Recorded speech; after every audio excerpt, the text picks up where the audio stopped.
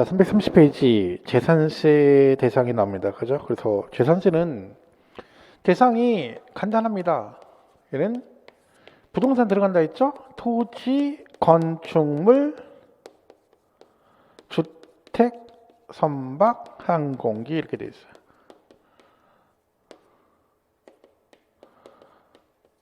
얘네 둘은 제목만 아시면 돼요. 왜? 선박, 항공기는 부동산이 아니기 때문에 크게 언급되지는 않습니다. 그래서 여기 주택, 토지, 건축물 잘 보시면 되고요.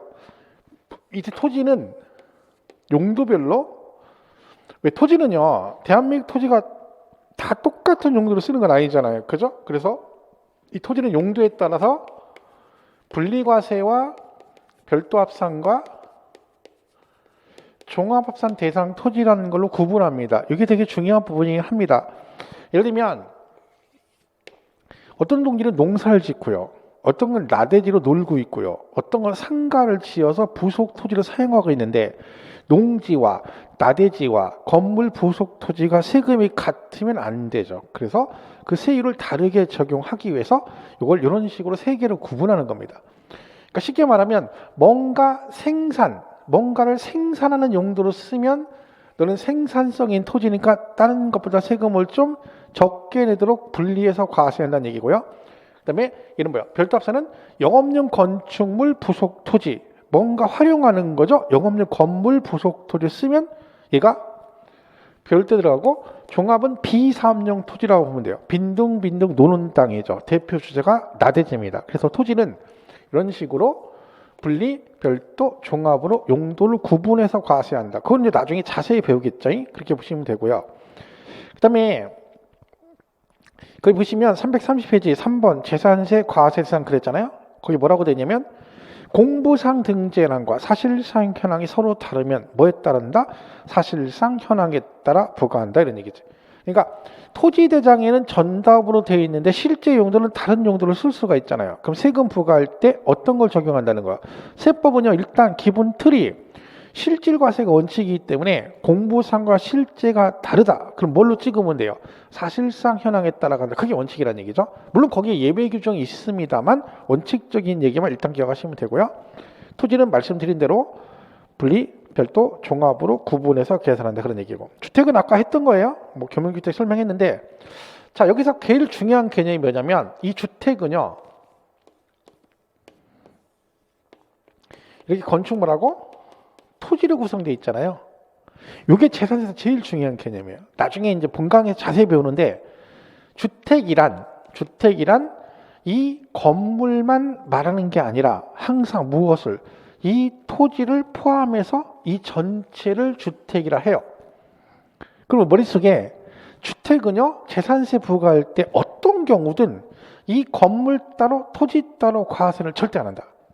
그러니까 토지 따로 건물 따로 세금 부과하는 게 아니라 항상 뭐 한다? 이 두 개를 합해서 한꺼번에 계산한다. 왜? 주택이란 말은 건물과 부속 토지를 포함한다는 뜻이에요. 이 말은 주택을 빼고 주택이 아닌 애들은 토지와 건물이 같이 돼 있으면 토지 따로 건축물 따로 과세한다는 얘기예요. 대표로 상가 있죠, 상가. 상가 갖고 계시면 재산세 어떻게 나와요?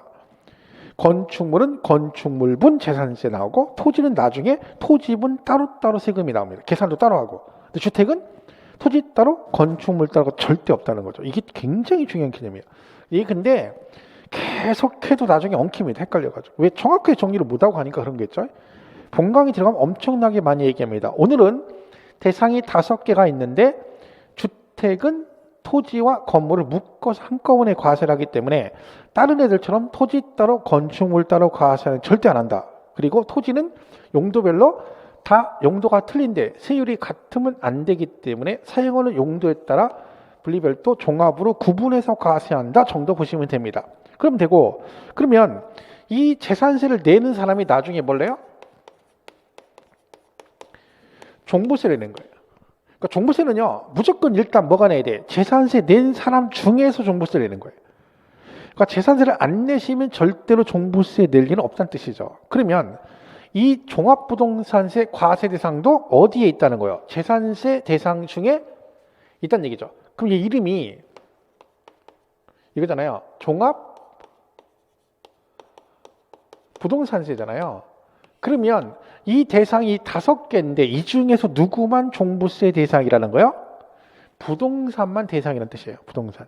자, 그 중에서 뭐 토지하고 주택만 대상이 됩니다. 조심할 건. 그러니까 건축물은 종부세 안 낸다는 걸 꼭 기억하시고요. 그럼 뭐만 돼요? 토지인데 토지 중에 분리가서는 종부세를 안 냅니다. 그럼 뭐만? 토지 중에 별도 합산 대상 토지와 뭐 종합합산 대상 토지 그리고 뭐 주택 요 3개만 종부세를 내게 돼 있어요. 나머지는 종부세 대상이 아닙니다. 그래서 별도 종합 주택만 종부세를 낸다는 뜻이죠. 이렇게 보시면 돼요. 물론 이거는 이제 기준이 있어요. 여기 다 내는 건 아니고 나중에 본강에서 배우는데 별도 합산은 공시가격 합해서 80억 초과됐을 때 종합은 5억을 초과됐을 때 얘는 6억 초과 이렇게 돼 있는데 그러니까 이 금액이 초과되었을 때만 세금을 내는 거, 저 금액이 초과가 안 되면 종부세는 안 된다는 얘기죠. 다 내는 건 아니라는 얘기죠. 일정 금액이 초과되었을 때만 내도록 되어 있습니다. 근데 이제 요 내용이 주택 부분은 개정안이 지금 시행령이 올라가 있거든요. 내년에. 근데 이번에 이제 종부세 국회에서 이게 통과가 되면 되는데 아직 안 됐어요. 뭐 지금 싸우고 하느냐고 막 서로 지금 그래서 통과가 안 됐는데 어쩔지 모르겠어요. 만약에 되면은 이 조건이 좀 바뀌어요. 그러니까 숫자는 지금 신경 쓸 필요 없어요. 그냥 별도 종합 주택만 대상이다 이렇게 격려하시면 됩니다. 혹시나 인문 강의 같은 거 들으시고 혼자 공부하시면 안 돼요. 세법은 계속 바뀌거든요. 그죠? 지금 개정안에 올라가 있는 것도 있고 시행령도 있고 하니까 그게 어떻게 바뀌게 되면 숫자가 많이 바뀌어 버려요. 그러면 이게 문제가 되거든요. 그러니까 다른 건 몰라도 세법은 최대한 계속해서 최근 걸 들어주셔야 됩니다. 뒤에 어떻게 바뀔지 저도 잘 모르거든요. 지금 이 내용도 바뀔 내용이 몇 가지 있는데 그게 어떻게 될지는 알 수가 없어요. 개정이 되면 또 바뀌는 거고 아니면 또 안 바뀔 수도 있기 때문에 꼭 그 부분을 감안하셔야 됩니다. 그래서 거기 331ペ 4번의 종합부동산세 대상에서 뭐 쭉 나오는데 그 세부적인 내용까지는 지금 할 얘기는 아니고요. 주택 토지가 내는데 주택하고 별도하고 종합합산 대상만 세금을 낸다는 거 대상이 그걸 기억하셔야 돼요. 나중에는 이제 분리과세 종부세 안 내고 그죠? 그다음에 건축물도 종부세 대상이 아니라는 걸 잘 기억을 해주셔야 됩니다. 그런 부분들은 이가 정리를 하시면 되겠죠. 그렇고 그다음에 이제 양도세 대상이 나오는데 양도소득세는 시험에 많이 나왔었어요. 대상이. 근데 최근에는 계속 출제가 안 되고 있죠. 요새 세법이 단답형 문제를 안 내다 보니까 좀 이제 지문이 길게 나오다 보니까 얘는 잘 안 내긴 하는데 그래도 중요합니다. 자, 얘도 마찬가지예요. 뭐는 들어가요? 토지하고 건물이 들어갑니다. 두 번째부터 중요한데 여기 있어요. 부동산에 관한 권리라는 게 있어요. 자, 여기 보세요. 얘는 부동산이 아니고 말 그대로 권리예요. 권리. 근데 부동산이 아닌데 권리인데 얘도 세금을 내라는 얘기야. 왜 그런다? 얘가 뭐랑 관련되어 있다? 부동산과 관련되어 있기 때문에 이 권리도 세금을 내라는 얘기입니다. 그래서 그 권리가 거기 나오는데 보시면 332페이지 2번 부동산에 관한 권리 그랬죠? 지상권, 전세권, 등기된 부동산 임차권 그랬어요. 그러니까 지상권은 권리잖아요. 근데 이걸 타인의 토지에다 설정을 하게 되면 어떻게 돼? 그 계약 기간 동안에 내 것처럼 이용할 수가 있어요. 그러니까 네가 네 건 아니지만 타인의 부동산을 네 것처럼 이용할 수 있으니까 너도 세금 내란 얘기고 전세권도 마찬가지 여러분. 전세 들어가면 전세권 가지고 있으면 계약 기간에 내 것처럼 사용할 수 있죠. 여기서 중요한 건 3번이에요. 이거는 뭐 시험에 나왔다 그러면 무조건 나오는 거죠. 정답이 거의 얘였거든요. 부동산 임차권이라는 게 있어요. 자, 임차권은 채권이라고 하거든요. 채권. 채권이란 말은 물건에 대항을 못하는 거예요. 민법에 나오는 얘기인데 그래서 이건 대상이 될 수가 없어요. 그래서 반드시 뭘 해야 된다? 등기된 부동산 임차권만 양도세 대상이 될 수 있습니다. 얘가 등기를 함으로써 이 채권이 뭐가 된다? 물건화 시킨다 그래요. 그래서 얘가 항상 시험에 나오면 등기된, 그러니까 얘만 등기를 해야 되고 다른 애들은 등기랑 관계가 없는 거죠. 보시고. 그다음에 4번은 이렇게 돼 있죠. 제목이 부동산을 뭐 한다고요? 취득할 수 있는 권리예요. 그러니까 똑같은 권리인데 이걸 가지고 있으면 나중에 뭐 할 수 있다고요? 부동산을 취득할 수 있대잖아. 그러니까 결론은 부동산을 취득할 수 있으니까 그 권리를 팔았을 때도 세금을 내라는 얘기죠. 여기 대표주자가 분양권, 입주권, 아파트 당첨권, 대표적인 분양권 같은 걸 얘기합니다. 그런 것도 있고, 그 다음에 하나만 예를 들면 토지 상환 채권이라는 게 있거든요. 토지 상환 채권이란 말은 얘가 채권인데 권리죠. 근데 이걸 갖고 있으면 나중에 토지로 상환 바꿔주겠다는 얘기죠. 결론은 뭐다? 이걸 갖고 있으면 나중에 토지를 취득할 수 있다는 얘기죠. 그러니까 이걸 팔았을 때도 세금을 내라 이런 뜻입니다. 그랬고 나머지는 오른쪽 331페이지 나오는 것 중에 3번의 주식 파생은 신경 쓸 거 없습니다. 이런 시험에 나올 일이 없고요. 그리고 얘가 어떻게 될지 모르겠어요. 올해 말까지 만약에 가게 되면 얘가 파생, 그죠? 그러니까 금융투자소득이라는 게 있거든요. 그 금융투자소득세가 신설됐는데 얘가 만약에 원래대로 가면 얘가 그쪽으로 빠지거든요. 근데 그 유예가 되면 지금 정부는 유예한다고 그러죠. 2년 유예한다는 야당에서 반대를 하고 있는 건데 만약에 협의가 되면 이 부분이 2년 유예가 돼버리면 여기는 그대로 살아있겠죠. 유예가 안 되면 빠져야 되는 거예요. 근데 크게 신경 쓸 거 없습니다. 왜? 어차피 시험에 나오질 않아. 이걸 정답으로 내진 않으니까. 대신 5번은 꼭 기억하셔야 돼요. 기타 자산. 그 기타 자산에 영업권, 이축권이라는 게 나와요. 자, 영업권, 이축권인데 그 1번하고 동그라미 3번에 제일 중요한 단어가 뭐냐면 함께란 말이에요. 함께. 그러니까 영업권을 팔면 대상인데 앞에 있는 걔네들하고 함께 양도할 때만 대상이라는 얘기지. 그러니까 시험은 어떻게 내요? 영업권만 단독으로 영업권을 분리하여 그럼 대상이 아니라는 거지. 따로 팔면 안 되고 같이 그것만 기억하시면 되고요. 이축권이 그린벨트 얘기하는 거거든요. 그린벨트 안에서 건물을 옮겨 지을 수 있는 권리를 이축권 그러는데 이것도 뭐가 중요하다? 함께란 말이 중요해요. 같이 팔았을 때만. 그 두 개는 걔만 잘 기억하시면 되고 동그라미 2번은 특정 시설물 이용권, 회원권은 각종 회원권을 말해요. 골프 회원권, 콘도 회원권 이런 걸 얘기하는 거죠.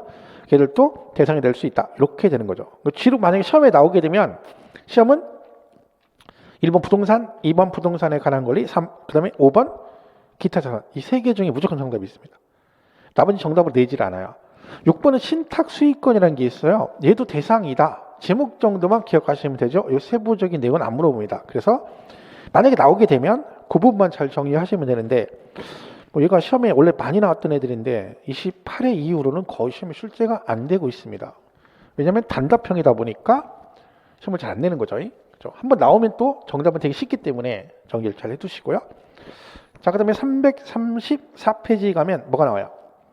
양도세에서 양도의 개념이 나와요. 사실 이게 양도세에서 되게 중요한 부분이거든요. 양도세는요, 뭘 팔면 세금을 내는 게 아니라 팔아서 소득이 생기면 돼요. 이 소득 우리가 뭐라 그러냐면 차익이라고 그래요. 차익. 그러면 먼저 세금을 내려면 뭐부터 해야 돼요? 양도를 먼저 해야 돼요. 양도를 먼저 하고 나서 차익이 있으면 세금 내는 거고 차익이 없으면 안 내는 거거든요. 그럼 이때 이 어떤 경우는 양도로 보고 어떤 경우는 양도로 보지 않느냐 이 구분하는 건데 원래 양도란 말은요. 개인이 등기 등록과 관계없이 사실상 타인에게 유상으로 이전하는 걸 말해요. 그럼 여기서 어떤 게 양도할 때 제일 중요한 단어가 뭐예요? 이거예요. 유상. 그러니까 뭔가 대가를 받고 넘기면 양도예요. 근데 이때 유상은 뭐 대표적인 게 뭐가 있어요, 여러분? 돈 받고 팔면 양도죠. 왜? 대가 받는 게 금전이잖아. 금전을 받고 팔았어. 대가 있네. 양도죠. 근데 이 유상의 뜻은 반드시 금전만을 말하는 건 아니고 뭐가 됐든지 대가를 받고 그 돈이 됐든 물건이 됐든 뭐 주식이 됐든 유상 이전이면 양도라는 뜻이죠. 그럼 여기서 이 유상일 때 네가 돈 받았니? 주식 받았니? 물건 받았니? 따라 용어만 틀린 거예요. 자, 그래서 보시면 교재의 대표적인 게 매매죠. 자, 양도의 대표 주제는 뭐야? 매매입니다. 왜? 돈 받고 파는 거잖아. 금전 받았죠? 양도. 두 번째, 교환이라는 게 있죠. 교환은 뭐예요? 말 그대로 물물 교환이잖아. 여러분 건물하고 상대방 토지를 서로 바꿨어. 그럼 내 건물 넘겨주면서 그냥 넘겨준 게 아니라 상대방 토지를 받았잖아요. 그리고 얘는 대가 받은 거지. 근데 이걸 뭐라고 불러? 교환이라고 부르는 거죠. 이거는 대가로 금전을 받은 거고 이거는 물건을 받은 거고 그 다음에 현물 출자, 대물 변제라는 것도 있죠.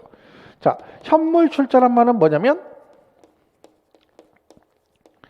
출자가 뭐예요? 투자한다는 얘기, 투자. 그럼 여러분이 어떤 법인에다 투자를 하고 싶어요. 근데 돈이 없어. 원래 투자는 금전으로 하는 거잖아요. 근데 돈이 없네? 그래서 뭘로 했다는 거야? 현물, 물건으로 대신 출자했다는 얘기죠. 여러분이 종로 상가에 상가 건물이 하나 있는데 그 법인에다가 야, 내가 이 건물로 투자할 테니까 그 얘기죠. 근데 여러분이 건물을 주고 그냥 주는 게 아니라 뭘 받아요? 그 회사의 지분, 주식을 받는 거지. 그러면 나는 현물로 출자하고 그냥 준 게 아니라 뭘 받았어? 지분을 받았죠? 그럼 유상 이전이라는 뜻이죠. 자, 그 다음에 대물변제라는 것도 있죠. 대물변제. 이런 말 그대로 뭐요? 변제, 빚을 갚았는데 뭘로요? 대물, 그죠? 물건으로 대신 갚았다 그런 얘기죠. 그러니까 채무를 물건으로 대신 변제하면 이것도 양도로 본다는 얘기죠. 왜 그러냐면 만약에 친구한테 돈을 빌렸는데 빚을 갚아야 돈이 없어요. 그러니까 여러분이 물건으로 대신 갚을 수 있다는 얘기지. 5억을 빌렸는데 현금이 없으니까 5억 상당의 부동산으로 대신 갚았다. 그럼 왜 양도가 되느냐? 이거 똑같은 거죠. 여러분이 그 건물을 다른 사람한테 5억을 받고 팔아가지고 그 빚을 갚은 거랑 똑같은 거야. 왜? 어차피 채무 변제되는 건 똑같잖아요. 그러니까 다이렉트로 물건을 주더라도 채무 변제가 됐기 때문에 뭘로 보겠다? 양도로 보겠다. 이런 얘기입니다. 대물 변제. 그죠? 그리고 그다음에 수용도 양도죠. 왜 수용은 양도겠어요? 그 생각이 수용은 왜 양도다? 보상금 받잖아요. 받았으니 양도 받지. 양도 받잖아요. 유상이면 다 양도라는 거죠. 그죠? 보상금 받고 준 거니까 양도다. 그런데 그 335페이지 대물변제에 보시면 위자료 같은 거 있죠. 여기서 위자료 같은 걸 뭘로 주면? 부동산으로 주면 양도입니다. 특히나 이혼할 때 위자료도 뭘로 줬어? 만약에 부동산을 주었다? 그럼 걔도 양도입니다.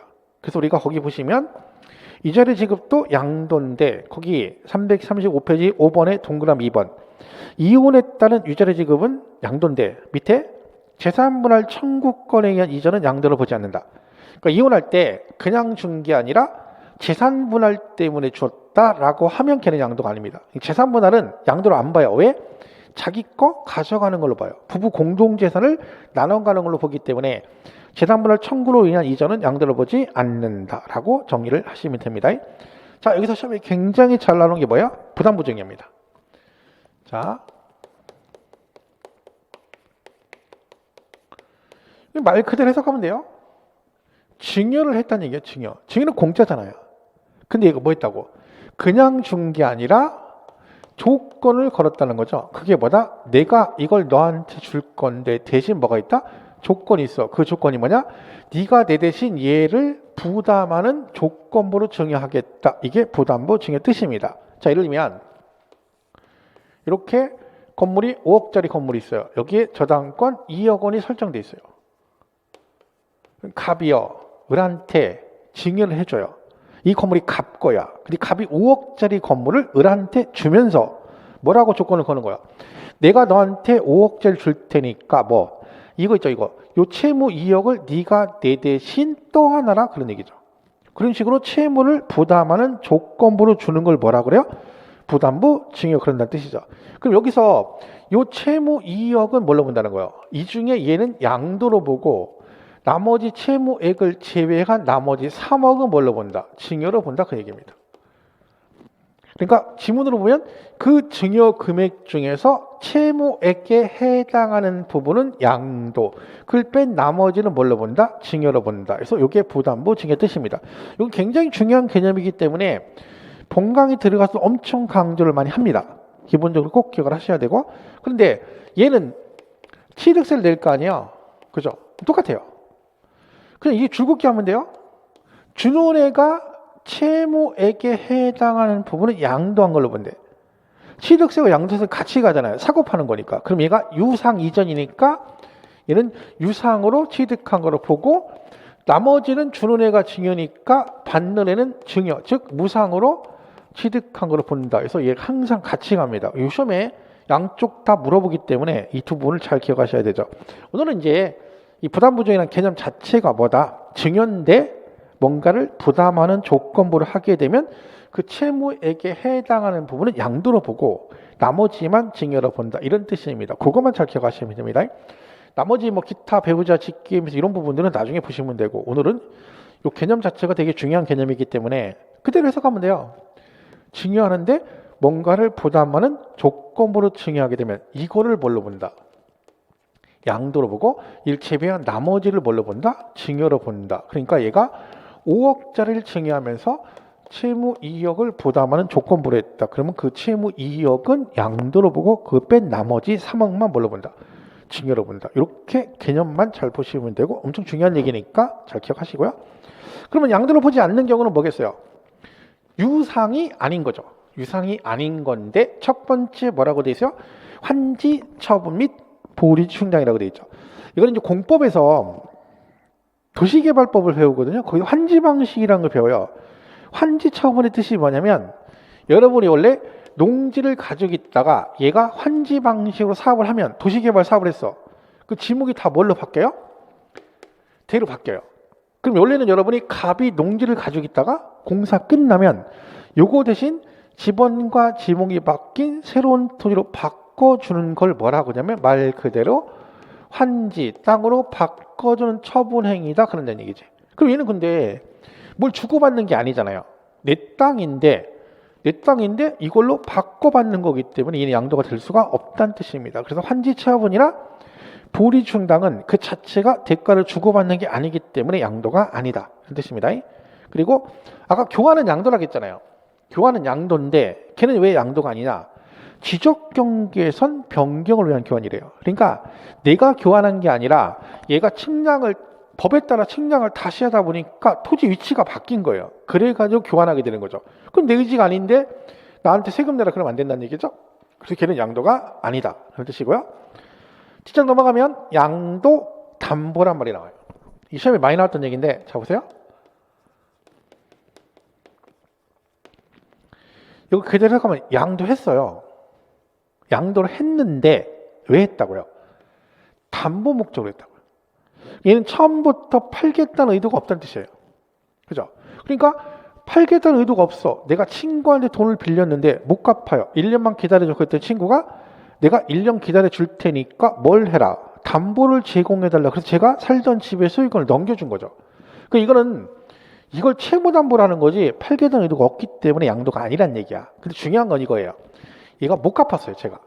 그래서 이걸로 뭐 했어? 채무 불이행으로 이걸 변제에 충당했다 그래요. 이걸로 빚을 갚아버린 거지. 약속한 날 돈으로 못 갚았네. 등기 넘어가 있잖아요. 그걸 갚아버리는 거죠. 그럼 그 순간 양도로 봐요. 그러니까 여기 되게 중요하죠. 그러면 거기 336페이지 3번에 양도담보 거기는 어디를 보시면 돼? 동그라미 2번이 중요한 거야. 양도로 보는 경우. 원래 양도가 아닌데 양도담보 계약 체결로 위에 요건을 위배하거나 채무 불이행으로 뭐 했다고? 변제에 충당하면 양도로 본다. 이게 중요하죠. 가장 최근에 나왔던 문제 정답도 이게 정답이었습니다. 꼭 기억하시고.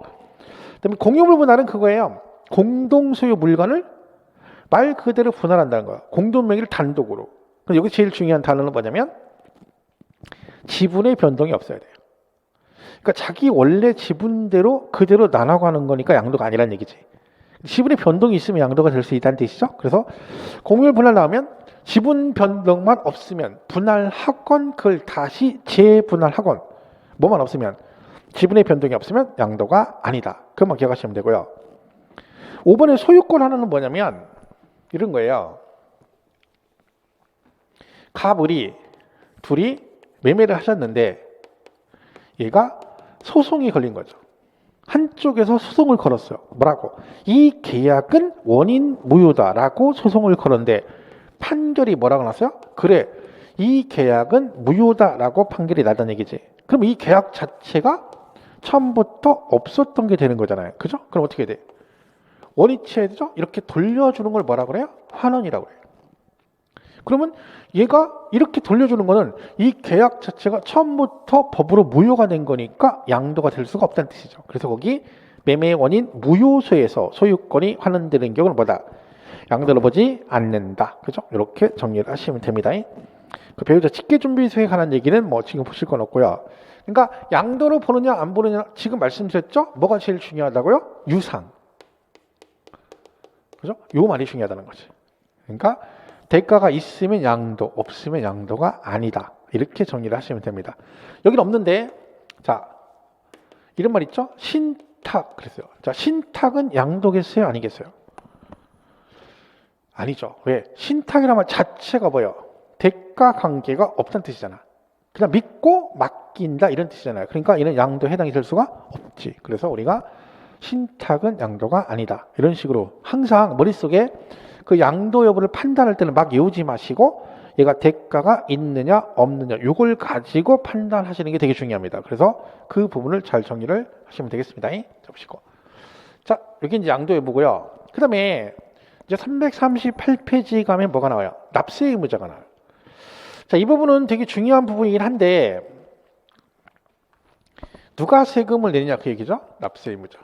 사실은 얘가 어디서 제일 나오냐면 취득세고 재산세에서 많이 나와요. 재산세는 얘가 엄청 중요하거든요. 올해도 재산세 파트가 문제가 나오긴 했는데 얘는 단독으로는 안 나왔어요, 사실은요. 근데 올해 시험에 취득세에서 납세 의무자 지문 하나가 나왔는데 걔가 정답이었어요. 자, 그럼 거기 338페이지 보세요. 취득세, 납세 의무자 그랬죠? 사실상 취득자 그랬어요. 자, 부동산 등의 취득은 공부상 그다음 뭐라고 돼 있어요? 등기, 등록 여부와 관계없이. 제가 말했죠. 세법은 등기, 등록과 관계없어요.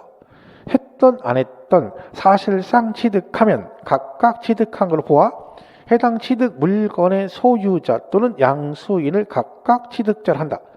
그러니까 이거는 이제 물건에 원래 취득한 사람이 내잖아요. 근데 소유자가 내는 경우도 있다는 얘기지. 소유자는 재산세를 내는 거잖아. 근데 취득세 내는 경우도 있다. 이거 나중에 이제 본강에서 배웁니다. 간주취득이라는 걸 배우거든요. 그러니까 걔네들은 뭐 지목 같은 걸 변경했어. 뭐 전에서 대로 지목을 변경했어. 그리고 금액이 올라갈 거 아니에요. 그죠? 그러면 그 증가된 만큼을 취득한 건 아닌데 취득으로 간주한다 그러거든요. 그럼 걔는 소유권의 변동은 없잖아요. 여러분이 그냥 논밭 갖고 있다가 지목만 대로 바뀌어서 형질 변경한 거지. 그 세금을 내긴 내야 돼. 그 누가 내야 돼? 취득한 사람 없으니까 소유자가 낸다. 뭐 그런 뜻입니다. 이렇게 보시면 되고. 자, 그래서 거기 양가로 2번이 올해 시험에 정답으로 나왔던 거예요. 이거는요 맞으라고 된 거예요.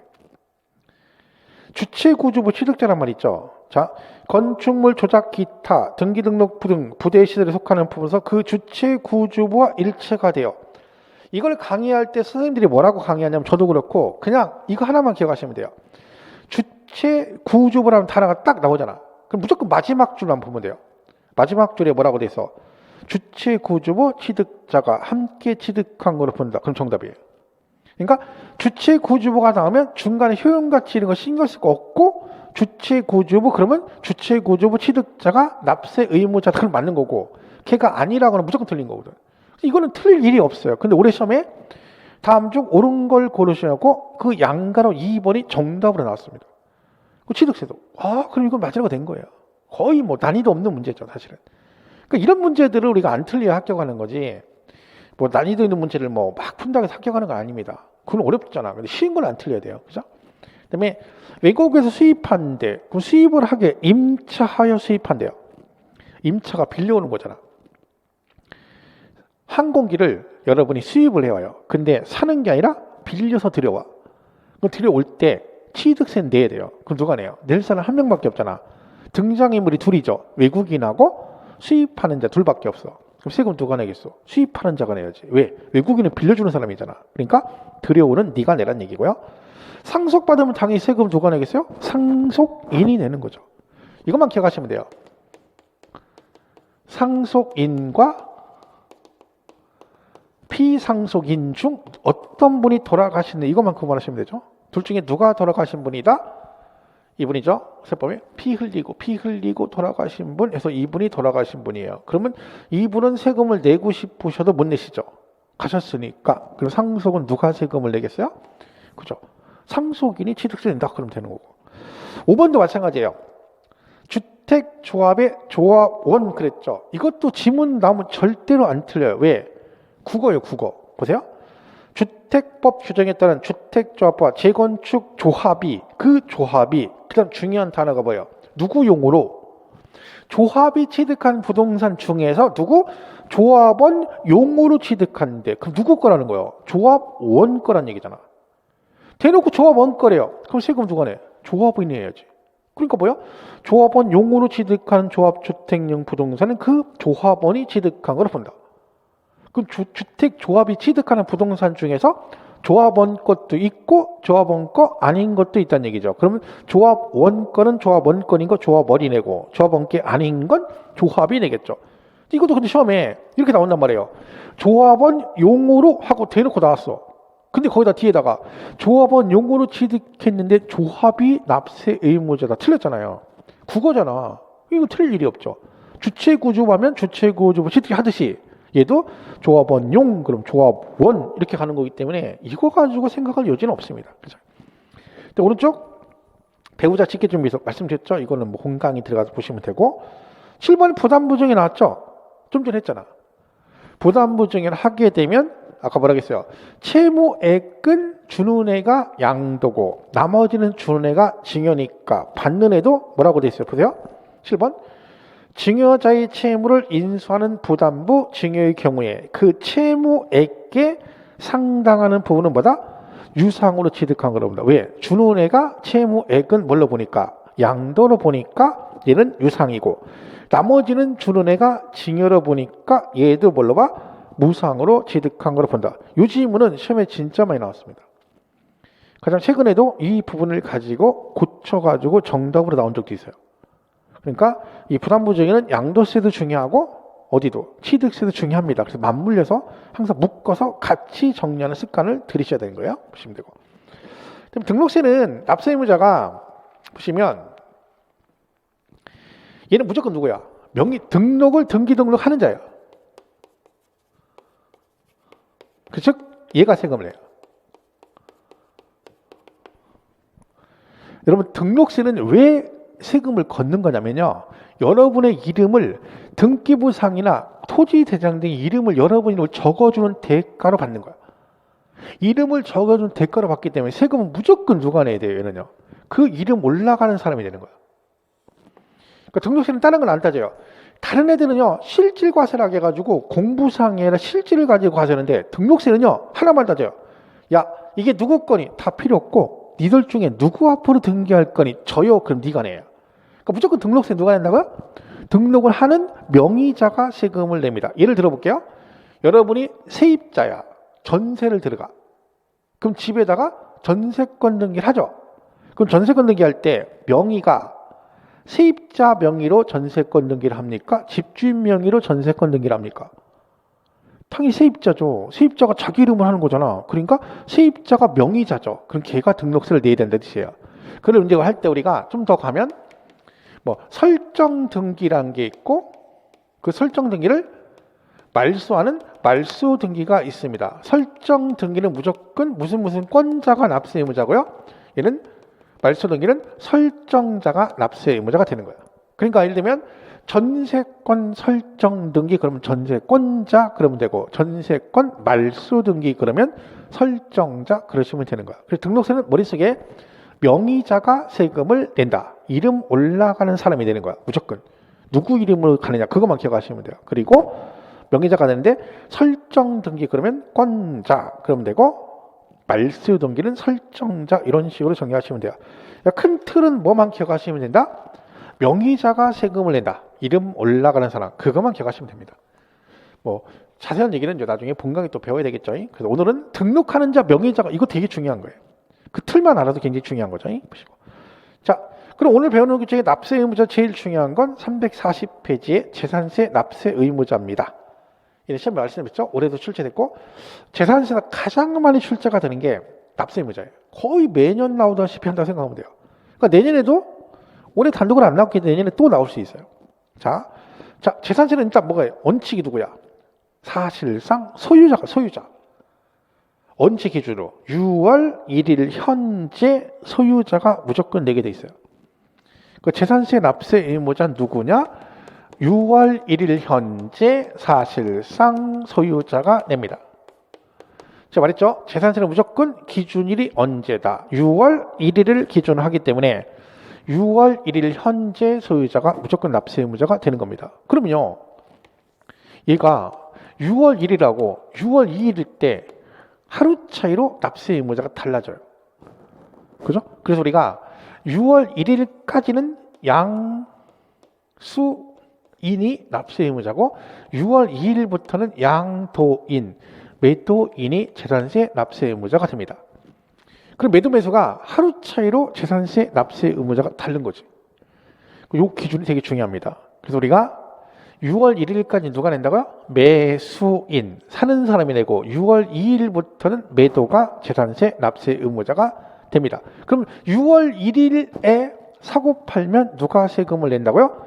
6월 1일까지는 매수인. 그래서 우리가 나중에 뭐 이런 식으로 외웁니다. 6일수. 그래서 6월 1일은 누구? 매수인. 6월 1일까지는 매수인이다 해서 6일수 이렇게 기억하시면 돼요. 그래서 거기 보면 재산세 납세 원칙에 과세 기준일 사실상 소유자 그랬죠. 근데 그 밑에 뭐라고 돼 있어? 과세 기준일 현재 6월 1일 현재 양도 양수가 되면 누구? 양수인. 그러니까 6월 1일까지는 누구? 양수. 6일수. 6월 1일까지는 매수인. 양수인 이 뜻입니다. 그 다음에 공유재산은 지분권자라고 돼 있죠. 공동소유래요. 그럼 어떻게 돼? 지분대로 되는 거예요. 세금을 계산하고 50만 원 나왔어. 근데 둘이 50%씩 가지고 있다. 그러면 그 50만 원을 2분의 1은 25만 원, 25만 원 나눠낸다는 얘기죠. 지분대로 나는데 근데 뭐가 없다? 지분의 표시가 없다. 그럼 뭘로 본다? 균등 그럽니다. 여러분 보통 공동명의는 부부지간에 많이 하잖아요. 근데 부부지간에 등기할 때 지분 표시 잘 안 하거든요. 그죠? 그러니까 지분 표시가 없지. 그럼 뭘로 봐? 똑같은 걸로 본다. 그래서 거기까지 기억하셔야 돼요. 지분 표시가 없으면 뭘로 본다? 균등. 똑같은 걸로 본다. 이렇게 보시면 되고요. 3번은 주택의 건물과 부속 토지 소유자가 다른 경우. 이건 좀 설명은 길게 해야 돼요, 여러분. 복잡한데 간단하게 보면 이런 거예요. 주택이 있어. 자, 근데 건물과 토지 이렇게 돼 있죠. 제가 아까 잠깐 설명드렸죠. 재산세 주택은 이 토지 건물을 따로따로 세금 계산하는 거 절대 없다고 했죠. 항상 묶어서 한꺼번에 계산을 합니다. 그죠? 그러니까 이 두 개를 합한 과표에다가 세율을 곱해서 세액을 산출하는 거. 항상 이거야. 그런데 이 지문은 뭐냐면 이렇게 되다는 거. 주택인데 이렇게 되다는 거지. 그러니까 토지 건물 소유자가 다를 수 있다. 남의 땅에 집을 짓고 살아요. 이럴 수 있죠. 그러면 이때 재산세 계산 어떻게 할 것이냐. 그 얘기야. 자, 뭐라고요? 주택은 무조건 토지 건물 소유자 같건 다르건 이걸 따로따로 하는 게 절대 없어요. 무조건 한꺼번에 세금을 계산해서 얘가 만약에 50만 원 나왔다. 그러면 이거를 얘네 둘이 이렇게 나눠내는 거지 세금 자체를 따로 계산하는 건 없어요. 이게 되게 중요한 개념이고 재산세 할 때 엄청 강조를 많이 하는 부분이에요. 근데 여전히 많이 헷갈려요. 1년 내내 공부해도 이해 못 하시는 분도 있어요. 그걸 정리를 안 하고 넘어가는 거예요. 이해가 안 되는데 넘어가 버리니까 계속 악순환이 반복되는 거죠. 그래서 거기 3번은 주택은 건물과 부속 토지 소유자가 달라도 한꺼번에 세금을 계산해서 얘가 비율에 따라 나눠서 내는 거다. 그죠? 이런 얘기고요. 3번은 공부상 소유자죠. 자, 매매를 했는데 소유권 변동 사유가 발생했는데 신고를 안 했대. 자, 둘이 매매해서 아직 등기가 안 넘어갔어요. 그러면 과세권자 입장에서는 얘네가 매매했는지를 알 수가 없잖아. 그러니까 누군가가 신고를 해줘야 돼요. 야, 이거 지금 등기는 안 넘어갔지만 이렇게 된 거라고 신고를 해줘야 되는데 신고를 하면 실제 소유자가 되지만 신고를 안 하게 되면 알 수가 없죠. 그때는 누가 낸다? 공부상의 소유자가 납세 의무자가 됩니다. 요거는 나중에 본강의에서 좀 자세히 설명을 할 거예요. 왜냐면 여기서 이 부분을 막 설명하는 시간이 엄청 많이 걸려요, 여러분. 이 납세 의무자 파트 개념 이해하려면. 그럼 이게 한두 끝도 없거든요. 그죠? 그런 거고. 그러니까 기본적인 개념만 보세요. 이번은 상속재산의 주된 상속자 그런 얘기죠. 여러분이 상속을 받으셨어. 그리고 본인 앞으로 뭐를 해요? 원래 등기를 하죠. 근데 얘가 등기하면 이 사람이 세금을 내요. 근데 아직 등기가 안 됐어요. 아직 돌아가셔서 얼마 안 돼가지고 그러면 실제 소유자 신고를 하면 돼요. 등기를 아직 못 했지만 실제로 이건 얘 거고 이건 얘 거라고 신고를 해주면 되는데 둘 다 안 된 거예요. 아직 상속 받아서 뭐가 됐어요? 본인 앞으로 등기도 안 돼 있고 실제 주인이 누군지 신고도 둘 다 안 돼 있다는 얘기야. 그럼 세금을 누가 낼 것이냐? 이때는 주된 상속자가 냅니다. 주된 상속자. 여기서 주된 상속자란 지분이 제일 많은 사람을 말합니다. 지분이 제일 많은 사람을 주된 상속자 그래요. 거기 보시면 5번에 상속이 개시가 됐는데 뭐가 안 됐다고요? 등기도 안 됐고 실제 소유자 신고도 안 했어. 그럼 알 수가 없잖아요. 그럼 세금을 안 내느냐? 내야 된다는 거. 누가 낸다? 주된 상속자. 주된 상속자가 누구다? 지분이 가장 높은 자. 가장 높은 자가 2명 이상이면 나이가 제일 많은 사람을 주된 상속자를 합니다. 조심할 거는 이거예요. 둘 다 안 됐을 때요. 등기를 하면 얘가 내고요. 등기는 안 했지만 실제 소유자 신고하면 실제 소유자가 되는 거예요. 근데 둘 다 안 됐다. 그럼 누가 낸다? 주된 상속자다. 그런 얘기고요. 6번은 뭐냐면 그런 거죠, 여러분. 종중 선산인데 종손인 개인 앞으로 되어 있는 경우도 있어요. 실제 주인은 누구예요? 종중이거든요. 근데 공부상은 개인 앞으로 되어 있잖아. 그럼 얘는 가만히 있으면 누구한테 나와요? 개인인 종손 앞으로 나오지. 왜? 시공구에서는 얘가 등기부상의 토지대장에 종중이 아닌 개인 앞으로 되어 있으니까 개건 줄 알고 세금을 부과하겠죠. 그럼 얘가 종손이 야 이건 내 건 아니고 실제는 종중 거야 라고 신고를 해주면 종중 앞으로 나가는 거야. 근데 신고를 안 해버리면 알 수가 없으니까 그땐 누가 내야 된다? 종손, 즉 공부상 소유자라는 얘기죠. 그래서 신고를 하지 않으면 알 수가 없으니까 누가 낸다? 공부상 소유자가 납세 의무자가 된다. 그런 뜻입니다. 그리고 매수계약자는 뭐냐면 이런 거예요. 이 건물이 국가 등 소유 건물인데 갑이 얘랑 계약을 한 거예요. 어떻게? 내가 이 건물을 사겠다라고 계약을 했어요. 이걸 매수계약자라고 그래요. 그럼 이건 잘 보세요. 이 건물이요. 이 건물이 종로구 건물이에요. 종로구청 건물인데 갑이 이 건물을 사겠다고 계약을 했어요. 그러니까 여러분 사겠다고 계약하고 아직 산 건 아니에요. 이를 뭐라 그래? 사겠다고 계약을 한 사람이다 이런 뜻이야. 그럼 이게 여러분 게 아니잖아. 근데 재산세를 내라는 거야. 왜? 자, 여러분이 계약만 했는데 종로구청에서 전화가 왔어. 야, 여보세요? 그러니까 여기 종로구청이요. 무슨 일인데요? 우리 지난번에 엊그제 계약한 그 건물 있죠? 그거를 어떡하래? 얘가 무슨 계약을 했냐면 연부 계약을 한 거예요. 자, 이게 돈이 비싸잖아요. 그러니까 이걸 한꺼번에 묻죠. 연부가 뭐냐면 할부하고 똑같은 개념이에요. 할부는 보통 매달 돈을 나눠주는 거고 연부는 돈을 1년에 한 번씩 주는 조건을 한 거예요. 그러니까 예를 들면 얘가 100억짜리 건물이에요. 근데 일시불로 줄 수가 없죠. 그래서 할부를 한 거예요. 어떻게? 연부. 1년에 20억씩. 1년에 20억씩 5년간 나눠주겠다. 이런 식으로 계약을 한 거지. 자, 그러면 5년 후에 여러분께 되는 거잖아. 왜? 5년 후에 잔금을 다 주니까. 그런데 종로구청에서 뭐라 그러냐면 야, 우리 연부 계약했잖아. 5년. 그러면 이 5년 동안 이 건물을 네가 사용해. 여러분께 아닌데 사용하래. 어떻게? 공짜로. 네. 그럼 이 건물이요? 종로구청 건물인데 여러분께 아니야. 근데 연부 계약에서 5년 후에 여러분께 돼. 그건 5년 동안 여러분께 아니잖아. 근데 종로구청에서 5년 동안 네가 쓰라는 거야. 공짜로. 알았어. 그러면 돼, 안 돼? 얘기를 들어봐야지. 공짜는 잘못하면 큰일 나는 거야. 뭔가 사연이 있겠지. 그때 뭐래? 대신 재산세는 네가 내. 그런 얘기야. 그럼 해야 돼, 안 해야 돼? 해야죠. 왜? 재산세는 내가 내지만 월세 한 푼도 안 내고 내 마음대로 사용할 수 있는 거잖아. 그래서 이거예요. 조건이 국가 등과 연부 계약을 반드시 해야 되고요. 그리고 무상으로 썼을 때는 매수계약자가 되는 거예요. 이 세 개 중에 하나라도 안 맞으면 세금을 낼 일이 없어요. 만약에 여러분이 연부 계약했는데 유상으로 쓰고 있다. 그럼 얘는 낼 일이 없죠. 왜? 유상이면 여러분 월세 따박따박 내고 있다는 얘기잖아. 그죠? 그런 경우는 납세 의무가 없다는 뜻입니다. 그래서 거기 매수계약자, 국가, 연부, 무상, 매수계약자 그렇고요. 신탁자에서는 위탁자가 납세 의무자다. 그런 식으로 돼 있고요. 그다음에 9번은 채비지 같은 건데 이거는 이제 공법 배우시면 채비지가 사업 시행자가 공사비 명목으로 받은 땅 이런 뜻이거든요. 그럼 사업 시행자가 공사비로 받은 땅이니까 세금은 누가 내겠어요? 사업 시행자가 낸다 그런 얘기고 뭐 기속이 불분명하다 그럼 사용자 이렇게 돼 있는데 이것들은 좀 더 구체적으로 설명을 들으셔야 됩니다. 여기서는 그냥 6월 1일 현재 소유자가 원칙이라는 얘기 기억하시고 6월 1일까지는 매수가 세금을 낸다. 이게 기본이에요. 그런 부분을 잘 정리하시고 나중에 좀 더 세부적으로 공부를 반드시 하셔야 됩니다. 왜? 엄청 중요한 얘기죠. 지금까지 33번 시험을 봤는데 열 몇 번 나왔으니까 뭐 거의 2년에 한 번씩 무조건 나온다고 봐야죠.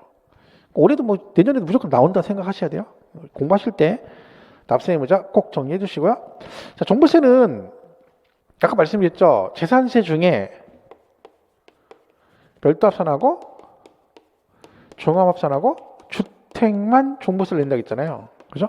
얘는 무조건 내는 게 아니라 법으로 정한 일정 금액이 넘었을 때만 내요. 그 금액이 얼마냐면 얘는 80억을 초과해야 되고요. 얘는 5억이 초과돼야 되고요. 얘는 6억을 초과, 일단 6억이죠. 6억을 초과 이렇게 되세요.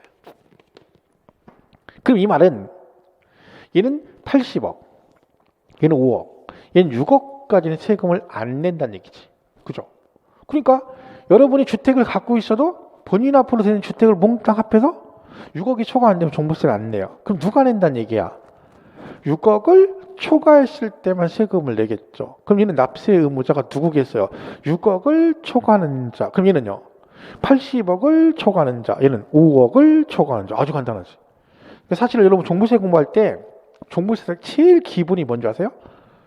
종료 세계하고 이 금액이에요. 왜? 이 금액을 모르면 종부세 자체를 풀 수가 없어요. 구구단 같은 거야. 구구단. 그죠? 그래서 이 부분을 꼭 정리를 해야 돼요. 나중에 별도 종합주택인데 금액이 이렇게 돼 있다. 그죠? 근데 주택은 또 1주택 단독명의에 대한 추가 공제가 있습니다. 근데 이 부분은 말씀하셨죠? 올해 개정될 여지가 있기 때문에 숫자 너무 신경 쓰지 마시고 일단 법으로 정한 일정 기간이 넘었을 때만 세금을 낸다. 그 정도만 기억하시면 됩니다. 그리고 그다음 밑에 5번에 거주자, 비거주자란 말이다. 이거는 국세에서 굉장히 중요한 개념인데요. 거주자란 말이 있고 비거주자란 말이 나와요. 이 말 뜻은요. 거주자란 그 집에 살고 있는 사람 이런 뜻 아니고요. 비거주자는 살지 않은 이게 아니라 얘는요. 우리나라에 주소가 있으면 거주자예요. 그러니까 누가 됐든 우리나라의 주소를 가지고 있다. 그럼 얘는 뭐라고 한다? 거주자라는 표현을 쓰고요. 그리고 주소는 없는데 아니면 1년 중 며칠 이상을 183일 이상 거소를 둔 자 그래요. 그러니까 주소가 있어도 거주자가 되고 주소는 없지만 1년 중 며칠 이상을요? 183일 이상 우리나라에 있었다. 쉽게 말하면 그러면 얘는 거주자가 되는 겁니다. 그러니까 183일이니까 1년 365일이죠. 반땅하면 182.5일 반올림해서 183일 이상 있었으면 얘는 거주자가 되는 겁니다. 얘는 주소도 없고 아무것도 없는 애죠. 이렇게 차이가 있는 거예요. 이 개념이 진짜 중요합니다. 국세 파트는. 그러면 둘의 차이가 뭐냐? 얘는 국내와 국외 소득에 대해서 납세의무가 있고 얘는 국내 소득. 그럼 여러분이나 저는 주소가 있으니까 거주자잖아요. 그럼 여러분이 저나 미국에 잠깐 외국에 갔다가 잠깐 돈을 벌었다? 그럼 한국에다 세금을 또 내야 되는 거야. 왜? 국외 소득도 세금을 내야 돼. 내가 누구니까? 거주자니까. 비거주자는 우리나라에 주소가 아무것도 없는 사람이죠. 이건 사실은 국적으로 따지는 건 아니에요. 외국인도 우리나라에 주소는 없어도 1년 중 며칠 이상 있으면 183일 이상 있으면 거주자가 되는 거고 그런 거죠. 그러면 얘가 비거주자가 우리나라에서 돈을 벌었다는 얘기잖아. 그럼 세금은 내고 가야지. 그 차이예요. 쉽게 말해 이런 거예요. 하나이글스 유현진이가 메이저리그 투수잖아요. 지금 미국에 가 있죠. 걔는 거주자다, 비거주자다. 비거주자입니다. 왜? 걔 우리나라 주소 없잖아요. 미국으로 갔잖아. 그죠? 그리고 걔가 한국에 이번에 들어왔거든요. 근데 들어와도 한국에서 1년 중에 며칠 이상을 안 있겠어요. 그죠? 183일 이상 안 있는 거야. 왜? 만약에 183일 이상 지나버리면 어떻게 돼? 걔가 미국에 돈 벌었잖아. 그거 한국에다 세금 내야 돼요. 그리고 걔들은 절대적으로 한국에서 1년 중에 183일 이상 있자고 출국해버려요. 그러니까 애랑 같이 들으면 자기 와이프랑 한국에 있더라도 자기는 날짜가 넘어가 버리면 어떻게 돼? 나가버립니다. 왜? 이게 굉장히 크잖아요. 그게 되게 중요한 거예요. 그래서 거주자는 우리나라가 주소가 있는 사람이 거주자고 주소가 없어도 며칠 이상을 1년 중 183일 이상 거소를 두면 얘도 거주자가 되는 거고 비거주자는 둘 다 없는 자를 말합니다. 그래서 범위가 얘는 국내와 국외 비거주자는 우리나라에서 발생한 소득은 세금을 내야 된다. 그죠? 이렇게 해서 사실 이 개념이 나중에 공부를 하실 때 국세 파트에서 엄청 중요한 내용이에요. 그래서 그 부분을 개념을 잘 이해를 하셔야 돼요. 거주자, 비거주자 이 개념을 잘 정리하셔야 됩니다. 과거 시험에 이 개념만 가지고도 문제가 출제가 된 적이 있어요. 그죠? 그런 부분이 있고 또 여기서 좀 더 구체적으로 좀 더 갈 부분이 있고 이게 나중에 세금을 어디다 내냐 납세지랑도 연관되어 있기 때문에 이 개념 자체가 중요한 겁니다. 그래서 정리하면 거주자는 국적과는 관계없다 했죠? 우리나라 주소에 있으면 거주자고 183일 이상 거소를 둔 자 비거주자는 그게 아닌 자라고 이해를 하시면 됩니다. 그렇게만 정리하시면 될 것 같아요. 자, 이렇게 보시고 자 여기까지 하겠습니다. 여기까지 하고 다음 시간에 비과세 있죠? 여기부터 다시 정리를 하도록 하겠습니다.